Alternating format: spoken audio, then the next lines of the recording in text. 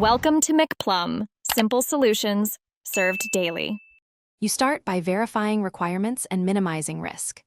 Check Windows Build and confirm TPM and Secure Boot are enabled. Those allow core isolation to function.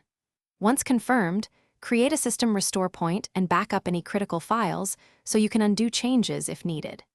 Next, inspect Device Manager for unsigned or legacy drivers that block memory integrity. Disable them temporarily and write down their exact names. This prepares the system for a clean enable without guessing which driver caused a block. You now enable memory integrity in core isolation. Open Windows Security, go to Device Security, and click Core Isolation Details. Toggle memory integrity on. If Windows reports a block, make sure to update or uninstall the named incompatible drivers using Device Manager. Drivers often need a vendor-signed update. Once drivers are addressed, retry enabling memory integrity. Restart when prompted, because kernel-level protections require a full reboot to load the virtualized security components and seal changes. You finish by confirming the feature is active and the system is stable.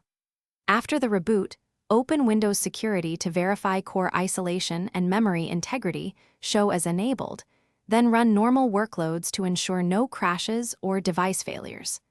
Reinstall updated drivers from official vendor sites, avoiding unsigned ones that trigger blocks. If problems persist, blue screens or device failures, use the system restore point or boot to safe mode to revert changes, then address the problematic driver or firmware before trying again.